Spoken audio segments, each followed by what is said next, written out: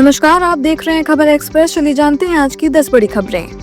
Trump का ऐलान, विदेशी फिल्मों पर लगेगा 100% टैरिफ। अमेरिकी राष्ट्रपति डोनाल्ड ट्रंप ने विदेशी फिल्मों पर 100% टैरिफ लगाने का ऐलान किया है। सोमवार को अपने सोशल मीडिया प्लेटफॉर्म में ट्रंप ने कहा कि विदेशी कंपनियों ने अमेरिकी फिल्म इंडस्ट्री को चुरा लिया है, ठीक वैसे जैसे कोई बच्चा चॉकलेट चुरा ले। उन्होंने खास तौर पर कैलिफोर्निया और हॉलीवुड का जिक्र करते हुए राज्य की सरकार और गवर्नर को कमजोर बताया। ट्रंप ने कहा कि ये समस्या लंबे समय से चल रही है और इसे खत्म करने के लिए अब वह अमेरिका के बाहर बनने वाली सभी फिल्मों पर टैरिफ लगाएंगे। इससे पहले मई में भी ट्रंप ने चेतावनी दी थी कि दूसरे देश लुभावने ऑफर देकर अमेरिकी फिल्म इंडस्ट्री को नुकसान पहुँचा रहे हैं और इसकी रक्षा करनी होगी।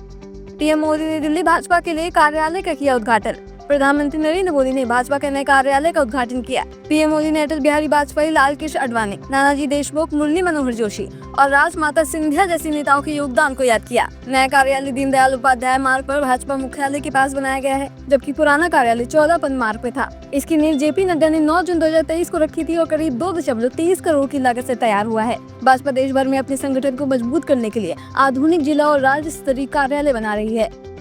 भारत भूटान के बीच पहली रेल सर्विस शुरू। भारत और भूटान के बीच पहली बार रेल सेवा शुरू की जा रही है। विदेश सचिव विक्रम मिश्र ने प्रेस कॉन्फ्रेंस में बताया कि इसके तहत 2 नई रेल लाइनें बिछाई जाएंगी। पहली लाइन असम के कोकराझार से भूटान के गेल्फू तक और दूसरी पश्चिम बंगाल के बंदराहट से भूटान के सामात्से तक चलेगी। अभी तक पश्चिम बंगाल में हासीमारा तक ट्रेन जाती थी, लेकिन अब ये सीधे भूटान की गेल्फू तक पहुंचेगी। लगभग 89 किलोमीटर लंबे इन दोनों रेल प्रोजेक्ट पर करीब 4033 करोड़ खर्च किए जाएंगे।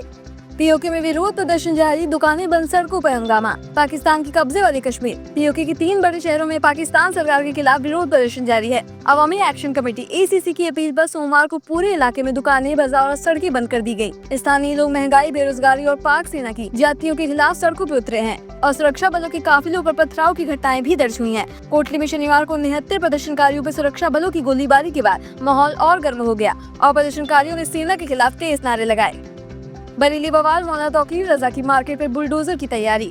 बरेली बवाल मौलाना तौकीर रजा की गिरफ्तारी के बाद प्रशासन अब उनकी मार्केट पर बुलडोजर चलाने की तैयारी कर रहा है।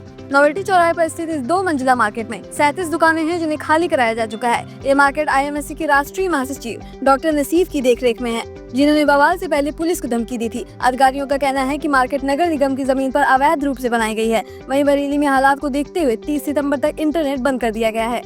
राहुल गांधी को धमकी पर कांग्रेस ने अमित शाह को लिखा पत्र। कांग्रेस महासचिव KC वेणुगोपाल ने गृह मंत्री अमित शाह को पत्र लिखकर राहुल गांधी को टीवी डिबेट में गोली मारने की धमकी देने वाले पूर्व ABVP नेता पर कड़ी कार्रवाई की मांग की है। उन्होंने लिखा कि ये कोई छोटा या लापरवाही भरा बयान नहीं है, बल्कि जानबूझकर फैलाए गए नफरत के माहौल का नतीजा है। वेणुगोपाल ने चेतावनी दी कि अगर भाजपा प्रवक्ता पर तुरंत कार्रवाई नहीं हुई तो इसे राहुल गांधी के खिलाफ हिंसा में मिलीभगत माना जाएगा। दरअसल केरल में एक न्यूज चैनल पर लद्दाख हिंसा पर लाइव बहस चल रही थी। इस दौरान भाजपा की तरफ से बोलने आए पूर्व ABVP नेता पिंटू महादेव ने कहा कि राहुल गांधी को सीने पे गोली मार दी जाएगी।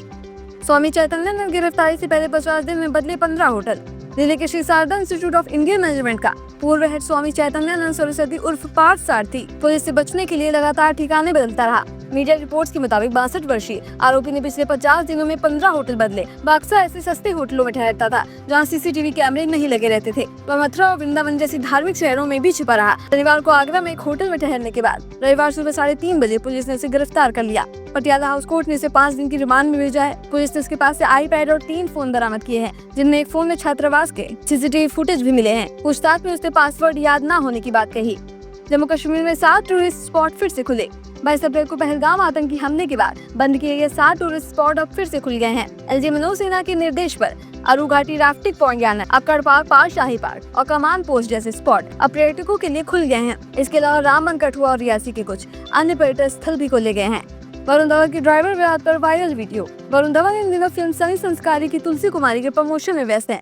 इसी बीच एक वीडियो वायरल हुआ है जिसमें इस शख्स वरुण के ड्राइवर पर लापरवाही से गाड़ी चलाने का आरोप लगा रहा है। वीडियो में वरुण उसे प्यार से समझाते हुए कहते हैं ठीक है और शख्स को शांत कराने की कोशिश करते हैं। इसके बाद वरुण धवन गाड़ी में बैठकर वहां से चले गए।